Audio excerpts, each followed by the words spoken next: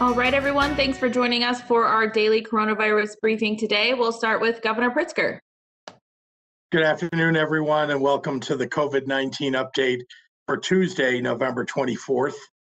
I wanted to follow up on yesterday's update regarding our support for those who've lost income in the wake of COVID-19 with an update on our $250 million local government cure program, which supports local governments by reimbursing them for expenditures incurred due to the public health emergency. That can include everything from overtime payroll for first responders or local human services, or PPE, plexiglass dividers, and more. We're still seeing far too many local governments not taking the necessary action to claim their funds.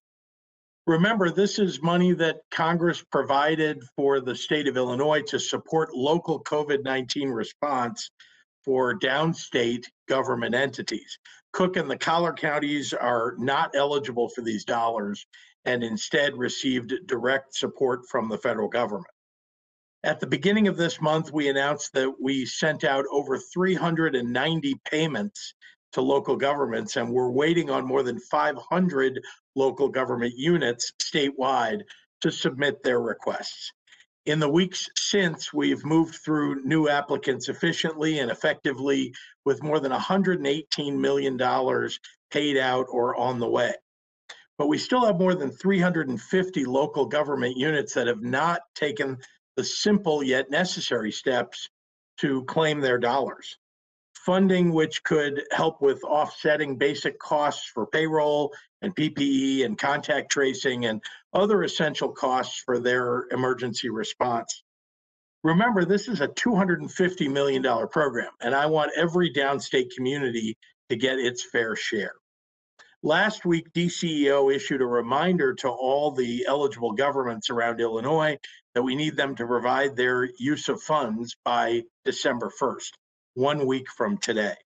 That's on top of all the work that DCEO has done to help local governments recoup the maximum amount of reimbursement allowed under their coronavirus relief fund eligibility. Launching a user-friendly website, fielding thousands of calls, conducting dozens of webinars, and standing up dedicated office hours to provide step-by-step instructions on submitting eligible costs over the phone with its team of experts. That's what DCEO has been doing to assist our local government. I also want to thank the Illinois Municipal League and the Illinois Association of County Board Members and other county and local leaders around the state for their partnership in implementing this program and getting the word out to their communities.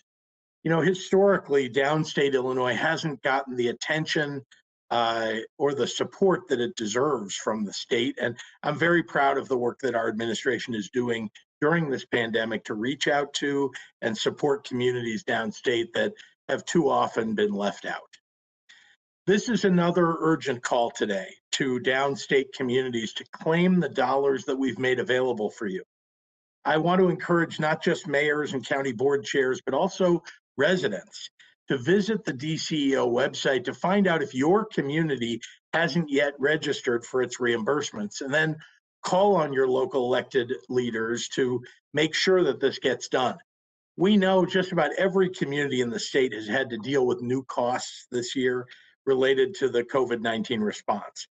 This program ensures that the funds to support those efforts don't have to cut into local school budgets or road work or environmental cleanups or cause your local taxes to increase to cover those costs. Now, I also want to remind small businesses that are experiencing unforeseen costs and hurdles to apply online for business interruption grants. It's a program that we created to support specifically businesses all across our state. To date, we've awarded $140 million in grants to more than 5,500 businesses statewide. This funding has been deployed to businesses in more than 520 communities, including to businesses like restaurants and retail, event spaces, arts venues, hair salons, museums, and much, much more. still, for every big grant recipient, we know there are many more out there in need. And that's why we're encouraging businesses to apply for funding before it's too late. Grants are made available in amounts ranging from $5,000 to up to $150,000, depending upon the losses that they've incurred. And while there's no deadline for this program, the $129 million remaining will be issued on a rolling basis until the funding is exhausted, sort of first come, first serve. Similar to the local cure program, our DCEO team is providing technical assistance to help small businesses obtain this funding as quickly as possible. Before I turn it over to Dr. Ezike, I want to remind everyone that our hospitals are still under siege by this latest upswing of COVID cases. And with the latest mitigations not expected to show up in the numbers for at least another week or 10 days, Thanksgiving this year needs to be different. For those who have already altered your usual plan to keep your relatives and your friends safe, thank you. And to those who haven't yet changed your plans, the doctors are asking all of us to skip the big group dinner this year. The vaccines that seem to be on the horizon can't help you if you get sick now.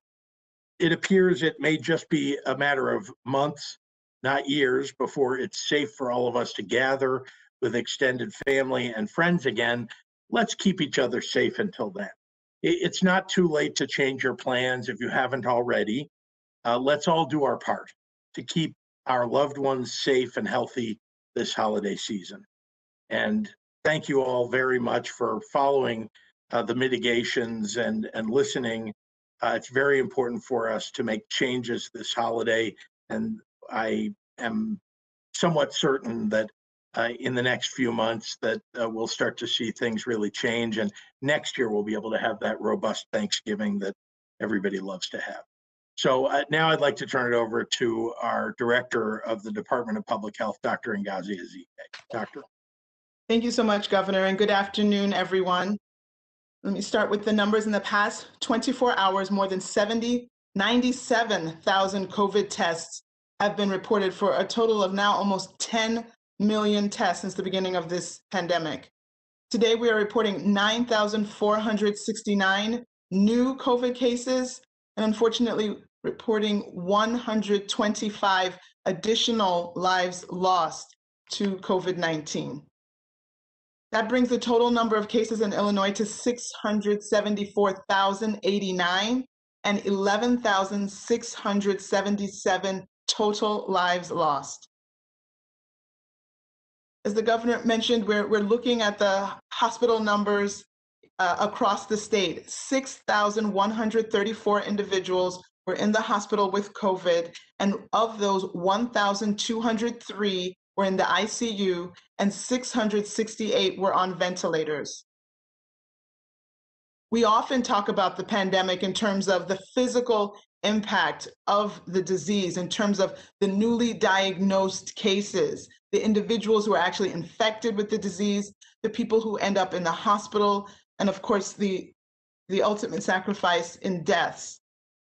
Even if you haven't been directly touched by loss related to COVID-19, even if you are among the almost 12 million who have not been diagnosed with infection, there is still a heavy mental impact that is taking a toll on you. It's taking a toll on all of us. There is fear, there's anxiety about this novel disease and the illness that it can cause and that it has caused. There's stress about our financial situations due to job loss and even the complete loss of a business. And there's depression and there's loneliness due to the social distancing. Any or all of these things can cause short-term and maybe even long-term mental health difficulties. The signs of mental distress can be visible, but there are probably so many more who are suffering in silence. Please don't underestimate how far a smile or a kind word can go, or an offer to pick up carryout from a restaurant and leave it on someone's doorstep, or simply provide an ear to listen to someone talk about their day or their frustrations.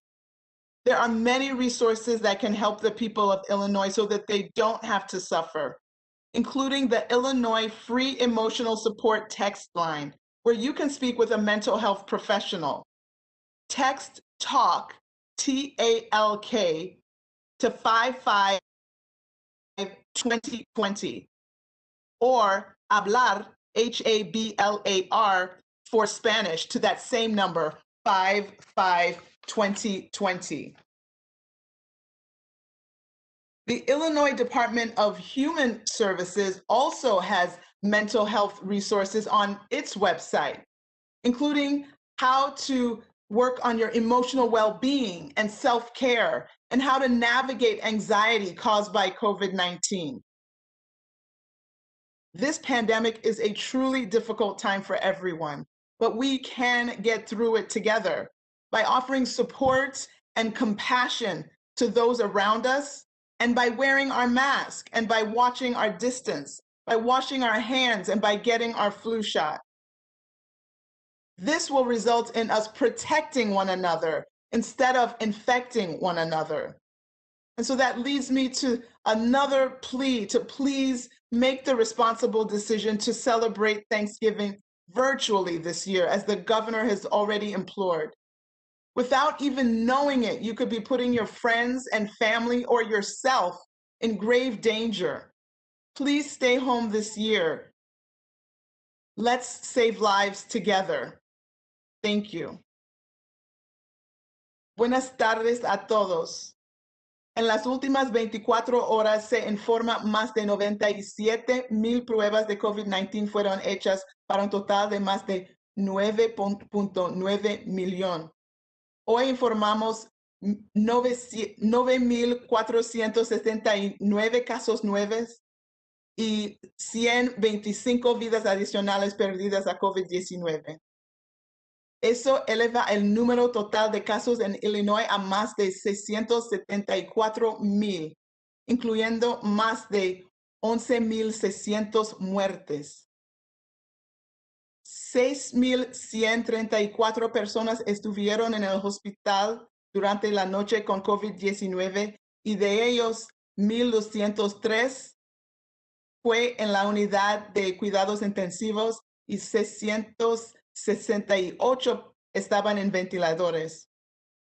Hablamos de la pandemia en términos del impacto físico del COVID-19, el número de casos, hospitalizaciones y muertes, pero hay un fuerte impacto mental que está pasando a muchos de nosotros. Hay miedo y ansiedad por esta nueva enfermedad y la enfermedad que causa. Hay estrés sobre nuestra situación financiera por la pérdida del empleo. También hay depresión por estar solo debido al distanciamiento social. Todos estos sentimientos pueden causar problemas de salud mental por corto y largo tiempo. Las señales de angustia mental pueden ser visibles, pero también hay quienes sufren en silencio. Siempre recuerda una sonrisa o una palabra amable a alguien, o simplemente escuchar a alguien hablar sobre su día es un gesto que va muy lejos. También hay muchos recursos que pueden ayudar a las personas para que no tengan que sufrir, incluida la línea de texto de apoyo emocional de Illinois. Puedes hablar con un profesional de la salud mental. Envía por texto la palabra hablar a 552020. Esta pandemia es un momento muy difícil, pero podemos superarlo juntos. Ofreciendo apoyo y compasión a la gente es importante para seguir adelante. Por favor, no olviden las 3 M's. Su máscara, lave las manos y mantenga su distancia. Finalmente, todavía hay tiempo para tomar la decisión responsable de celebrar el Día de Acción de Gracias virtualmente este año.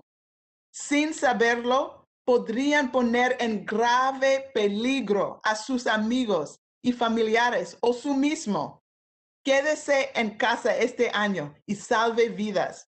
Muchísimas gracias para su apoyo. And with that, I will turn it back over to Governor Pritzker.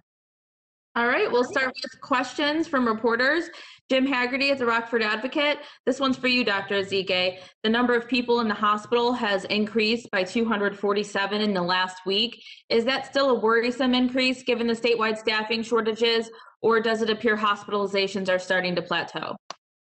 Thank you for that. So having over 6,000 COVID patients in the hospital, 1 out of every 4 patients in the hospital has COVID. The increase has been a little bit slower than last week. Thank you for noticing that. I want to be cautiously optimistic, but I don't want to put too much out there. We are continuing to follow these numbers closely. We did actually have a day where it dipped, where there were fewer numbers one day than the last, and then the following day, it didn't go much higher, but we just have to wait and see. I know that people are understanding the gravity of the situation. I know more people are trying to be more careful. And so I hope that's what's reflected here. We still have yet to see, as the governor already mentioned, we have yet to see the effects of the tier 3 mitigations that went into place Friday, but I'm hopeful that people are taking this seriously, that they've made changes to their Thanksgiving plans, such that this will be a continuing trend that we will see, slowing of the number of people in the hospital and hopefully continued lowering of cases so that we can turn this around for the benefit of each of us individually, as well as the healthcare workers that have done so much to keep us safe. Jamie Monks at the Chicago Tribune. What are the largest challenges facing Illinois right now in getting ready to be able to direct vaccine distribution? What preparations need to be made between now and when the first shipments come in? Dr. Ezike, you want to start us out on that, and I'll finish up if there's anything to add.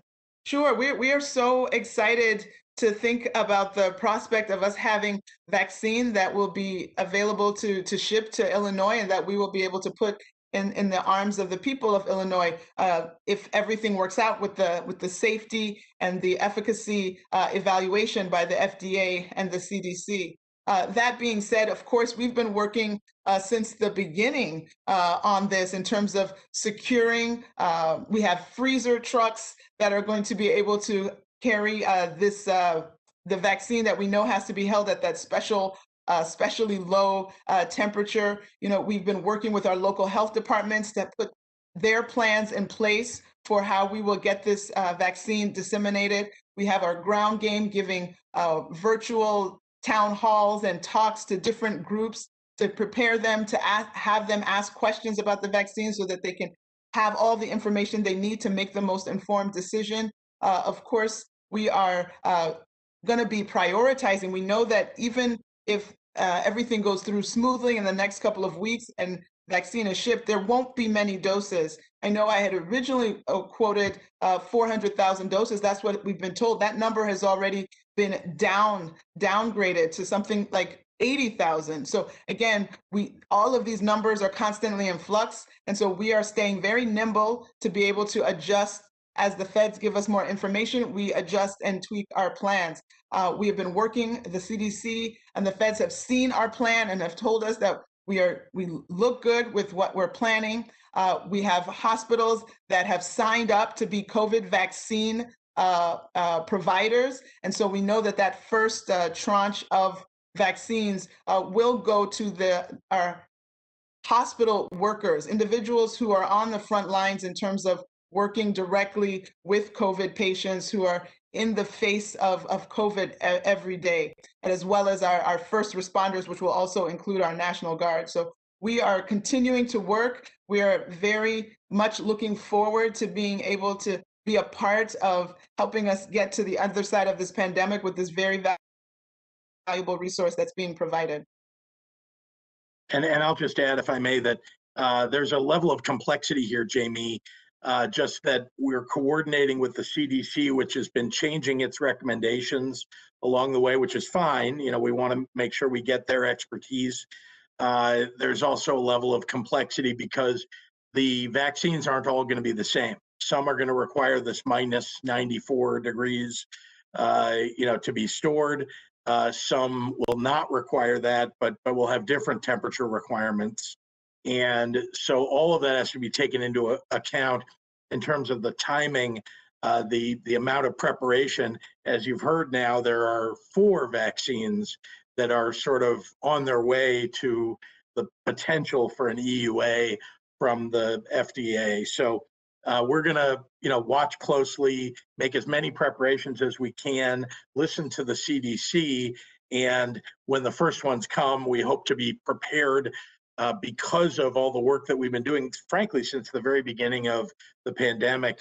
I think in April is when we started to put together at least the sketch of what a plan might be for distribution. But when you don't know exactly how many shots you're going to need or what the temperature is, it makes it all the more difficult to get prepared. But we're getting closer. The CDC's helping. The FDA, no doubt, will have its advisory as well. And, we'll be ready to go, we believe, as soon as those vaccines hit the ground. All right. Kelly Bauer at Block Club. With demand surging across the country for healthcare workers, what is Illinois doing to keep doctors and nurses here in the state? So let me just remind you that it's the healthcare providers themselves, mostly private hospitals, some public hospitals, other medical centers, that are doing the hiring. They're the ones who reach out to the independent contractors that can provide teams of nurses and doctors that are independent, that can be brought in to augment existing staff. It is a difficult time, there's no doubt about it, because there's demand all over the country. People who were independent contractors here in Illinois might have been hired to work in a state nearby or a state far away, may have been offered 2 or 3 times what they were offered originally in Illinois. So it is a difficult moment. So what can we do to help those institutions? That's really what we do. I think if you look back in April, many of the things that we did in March and April to help augment staff are the things that we continue to do today. We've offered licenses for people who've retired to come back into the workforce. Those folks are making themselves available. We helped the nursing students and other students who were on the verge of graduating when we had a stay-at-home order.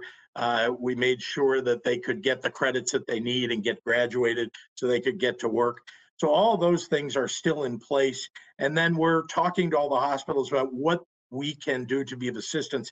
Each one needs a little bit different kind of help, but they're the ones who are on the front lines and going to be deciding the level of staffing that they'll need and how we can be of assistance to them. Cole at WCIA. Mahomet School District in Champaign County is still in-person learning, and the local teachers union says there are schools who are not enforcing Tier 3 distancing rules. Should county health departments step in and enforce mitigation rules at public schools? Well, that is, the county public health departments play a very important role locally in advising our schools about what the best practices are. Schools that aren't quite getting it right need to reach out to their local public health departments, and the public health departments should step in and advise the schools on best practices. We've also provided, the IDPH and the ISB have provided guidelines for all the schools to follow in order to make sure that they're safe being in school. So in terms of enforcement, what we've asked is that local school boards work with the local teachers, the parents, and of course the students to determine what's safest in that community, and then make sure that that gets implemented, again, with the help of local public health officials. Amy Jacobson, Governor Pritzker, I've been watching IDPH and IDVA Senate hearing, and 2 things. Director Chapalavia just said she didn't notify you when it was clear there was an outbreak, and it appears some workers, due to short staffing, were allowed to work after testing positive. Will Director Chapalavia be reprimanded or fired? Well, I expect all facilities to follow all the public health guidance that we give, and If there are instances in which that's not happening, I expect answers about why.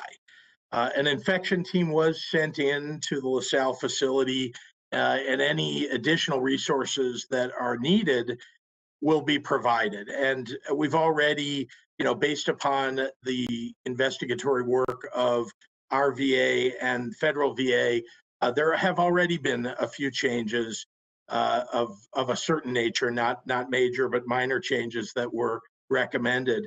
If our investigation, and you know that we implemented an IG investigation today, if our investigation determines that there was wrongdoing by anyone, then we'll take appropriate steps to respond. Looks like Marnie Pike at the Daily Herald is our last question. Despite precautions, lots of Illinoisans are traveling now, as seen by the lines and crowds at O'Hare. Are you concerned about people not social distancing at the airport?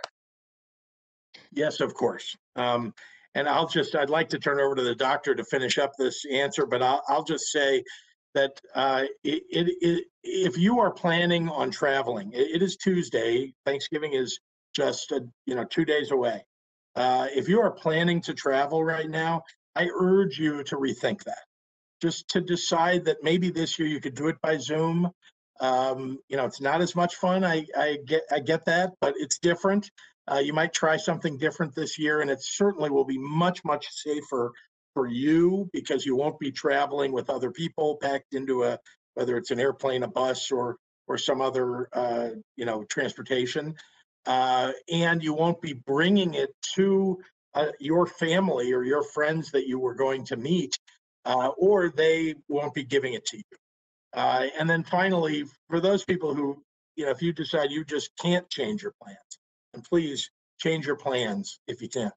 If you can't change your plans, you feel like you absolutely have to go, let me encourage you, please wear your mask, even when you go to someone else's house and you think that, this is somebody that you love, it's a friend of yours, you want so badly to be close to them. Wear your mask and keep some distance. I believe it's the only year you're going to have to do this. And I just urge you to do the right thing.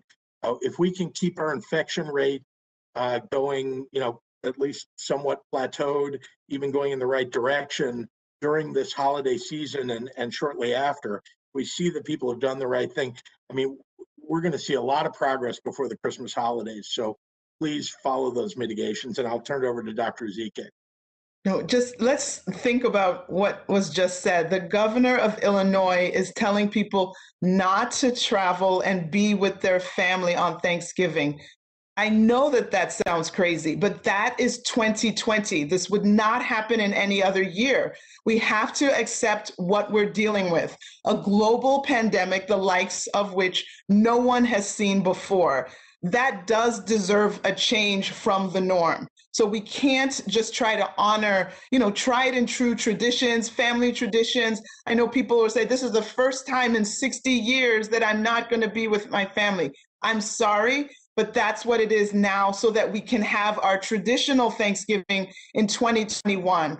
And of course, I know that there are people who are listening who are not going to follow this. So in the theory of harm reduction, we give you these other tips. Again, they're not the same as and not as safe as doing it virtually. But if for some reason you think it's too late to change your plans, and I really think it's not, have a conversation with your guests. Everyone might be too timid to bring up the conversation and say that they're really having second thoughts and that they're really thinking about what the CDC and what all the public health officials are saying.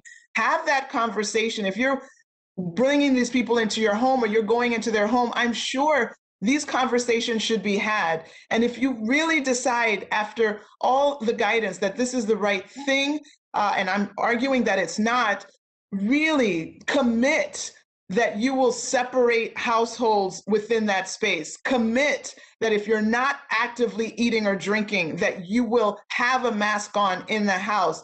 Commit that if the weather allows, you will move everything outdoors. Even as you're moving through the airport, that you will go out of your way to keep distance, that you will not take your mask off if you're in the plane. You will not take your mask off for any reason, that you will minimize any kind of extra movement around, that you will carry hand sanitizer to be able to clean your hands if you can't use soap and water.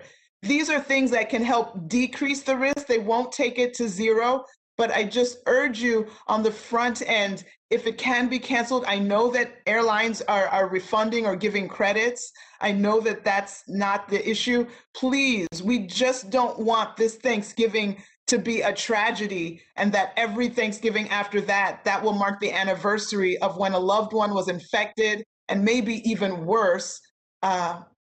We don't want that memory to be our Thanksgiving memory. Let's do it different in 2020, please. All right, thanks, Dr. Zike. Thank you, Governor. We'll see you all tomorrow.